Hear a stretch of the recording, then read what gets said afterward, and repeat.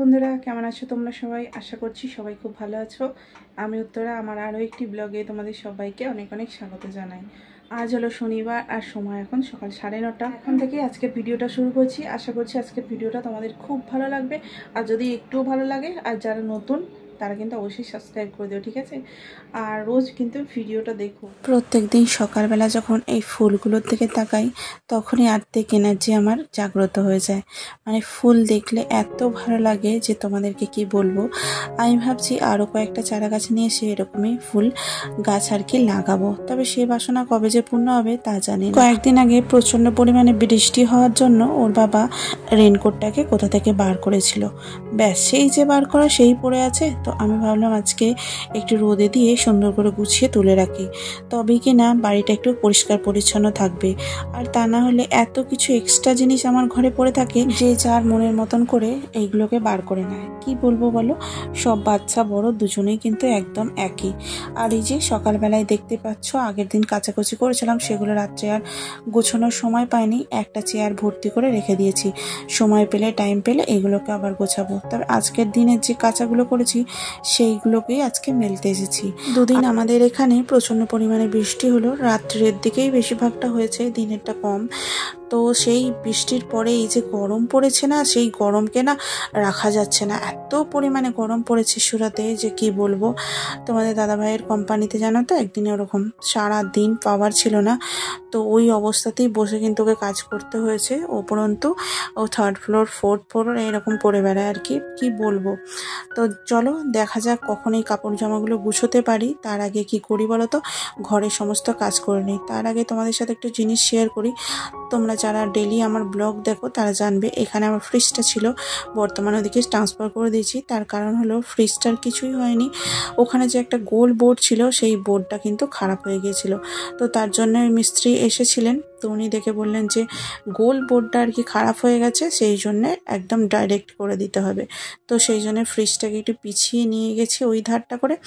আর ফ্রিজটার ওই জায়গাটা খালি ছিল, ওখানে কিন্তু আমি ওই কার্ডটা রেখে দিয়েছি। আমার কিচেনে স্ল্যাবটা এতটাই মানে ছোট পরিমাণে যে ওখানে এই যে কার্ডটা রয়েছে না, এটা কিন্তু রাখা যাবে না। তো রাখলেই কি না একটুও জায়গা থাকবে না আমার হাত পা নাড়ার মতনও। তো সেই জন্য কি করেছি, একটা গ্যাসের যে টাকিটার উপরে এটা ছিল, তো তার উপরে কিন্তু এটা জল পড়তো না, এটা বেশ একটা সাপোর্ট আছে, তো ওখানেই রাখতাম। তবে এখন ওই ফ্রিজটা ওর জায়গাটা নিয়ে নিয়েছে, আর ওটা অন্য জায়গায় ট্রান্সফার করে দিয়েছে। আর এখন দেখো ওখানে রেখে দিয়েছি। গরমের মধ্যে ফ্রিজের কিছু হলেই মাথায় হাত, তারপরে কি করা যাবে কি করব, মানে এই ভেবে ভেবেই শান্ত হতে পারছিলাম না। তো সেই জন্য ভিডিওটাও তোমাদের সাথে শেয়ার করতে পারছিলাম না। তো দেখো আজকে কিন্তু আমি সকাল থেকে কাজে লেগে পড়েছি। তো তোমরা দেখতেই পাচ্ছ আমি বেডটাকে ক্লিন করে নিচ্ছি। আর প্রত্যেক দিনের আমার এই কাজগুলো না খুব তাড়াতাড়ি করে নিই, যাতে সন্ধ্যাবেলাটা বা সকালবেলাটা ওদের একটু টাইম দিতে পারি। কারণ বাচ্চাগুলো বাড়িতে একা, এই ভ্যাকেশন চলছে, এই সময় কিন্তু ওদের কিন্তু মামার বাড়ি বা আদার্স কোনো জায়গায় যাওয়ার কোনো রাস্তা নেই, বিশেষ করে এই সুরাতে থাকার কারণে। ওদেরকে ওদের মতন করে একটু খেলার সুযোগও করে দিতে হবে, যেহেতু ভ্যাকেশন চলছে। এরপরে জুন মাস থেকে ওদের কিন্তু নতুন আবার বছর শুরু হবে। নতুন বছরের শুরুতে আবার নতুন করে স্কুলে যাওয়া, তার বই খাতা ব্যাগ নতুন সব কিছু কিনে দিয়ে একেবারে নতুন বছর আর কি শুরু হবে। তো আমাদের ওখানকার রীতিনীতি অনুযায়ী এখানেও কিন্তু সেরকমই চলে। তবে বর্তমানে শুনেছি ওয়েস্ট বেঙ্গলে একদমই পরিবর্তন হয়ে গেছে, জানুয়ারি মাস থেকে নতুন বছরের শুরু হয়।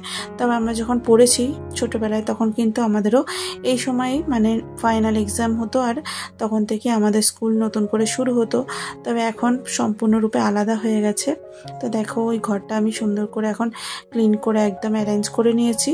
আর ছোট ঘরটা আর কি বেডরুমটা, এখন এসেছে আমার হল রুমটাকে ক্লিন। সকালবেলা একটু পড়তে বসেছিল, ব্যাস বন্ধুরা এলো ডাকতে, সাথে সাথেই চলে গেল। তো বইটা যে তুলবো সেটারও সময় পায়নি ছেলেটা, তো আমি দেখি নিজেই তুলে দিচ্ছি। আজকে যেহেতু সকাল থেকে আমি শুরু করছি কাজ, তো সেই জন্য কি বলতো আমার একটু পেশেন্স আছে, তাই জন্যই কিন্তু আমি এগুলো করছি। তা না হলে কিন্তু ওদেরকে দিয়ে আমি বলি নিজেদের কাজটা নিজে করো। এখানে জামা কাপড়গুলো তোমরা দেখতেই পাচ্ছ চেয়ারে রেখে দিয়েছি। আসলে জামা জামা কাপড়গুলো অনেক আছে, সেগুলো নিয়ে বসলে সংসারে কাজ করতে অনেকটা সময় হয়ে যাবে। সবার আগে কিন্তু ঘর বাড়ি গুছিয়ে সুন্দর করে ক্লিন করে নিতে হবে, তারপরে যখন সময় পাবো এই জামা কাপড়গুলো নিয়ে। আর এই প্রচণ্ড গরমে সবাইকে অনুরোধ করছি বেশি বেশি করে জল খেও আর নিজেদের খেয়াল রাখো, আর বেশি পরিমাণে কিন্তু যে কোনো আর কি ঠান্ডা জাতীয় জিনিস খেও, যেমন দইয়ের শরবত, বেলের শরবত, যে কটা কিছু পাওয়া যায়।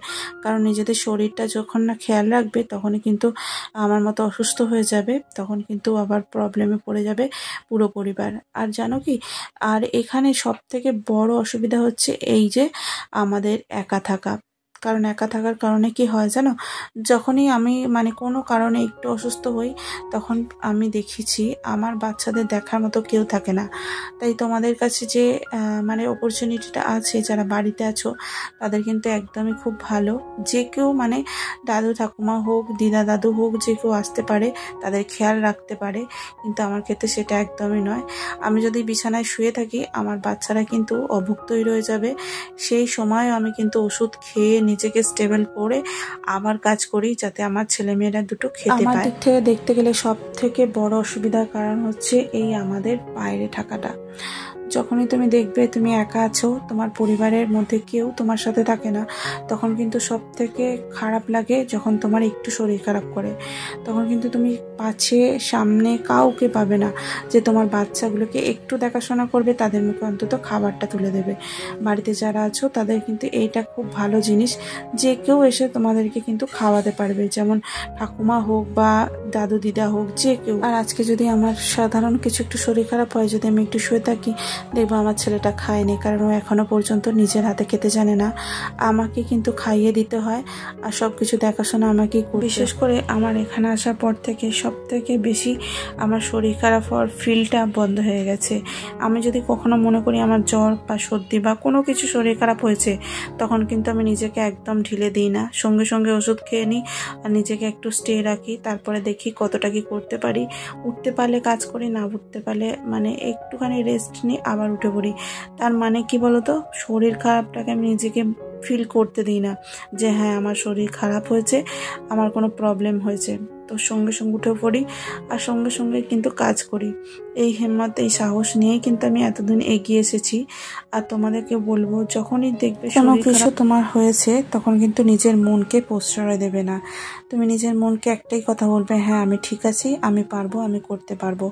নিজেকে একটুখানি সাহস দেবে, দেখবে শরীরও কিন্তু সেই অনুযায়ী কাজ করবে। আর তুমি যদি মনে করো হ্যাঁ আমার শরীর খারাপ হয়েছে, আমি শুয়ে থাকবো, তাহলে কিন্তু তোমার শরীরটাও সেই একই কথা বলবে। আর তুমি যদি সেই শরীর খারাপটাকে মনে না করো, তখন কিন্তু দেখবে হ্যাঁ আমি ঠিক আছি। তো এইভাবে কাজ করেই আমি কিন্তু এতদিন দুটো বাচ্চাকে সামলে এসেছি, আর আগামী দিনেও চাইছি আমি যেন এইভাবেই দুটো বাচ্চাকে সামলে আসতে পারি। তবে দেখছি কত তাড়াতাড়ি বাড়িতে শিফট হওয়া যায়।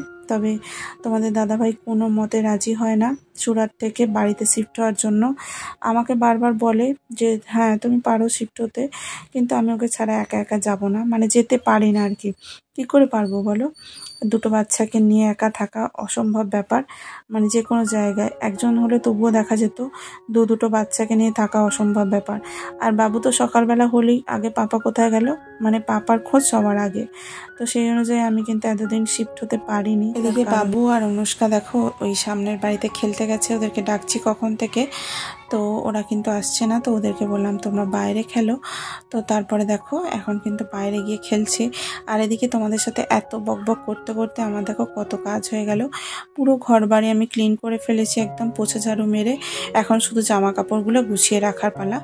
তো দেখো ঘর বাড়ি পরিষ্কার সুন্দর থাকলে কত না মন ভালো লাগে। আর এই যে আমি বৃহস্পতিবারে পুজো করেছিলাম, সেটাই তোমাদের সাথে শেয়ার করছি। তো বৃহস্পতিবারে পুজোর সময় কিন্তু আমি শেয়ার করতে পারিনি, কারণ সেই সময় আমি কি করছিলাম জানি না, শ্যুট করিনি। কারণ পুজো করার সময় আসলে আমার মনে হয় না শ্যুট করি বলে। তো এদিকে দেখো জামা কাপড় সব কিছু করা হয়ে গেছে। আর চলো তোমাদেরকে দেখাই আগের দিন যেটা মিস করে গিয়েছিলে।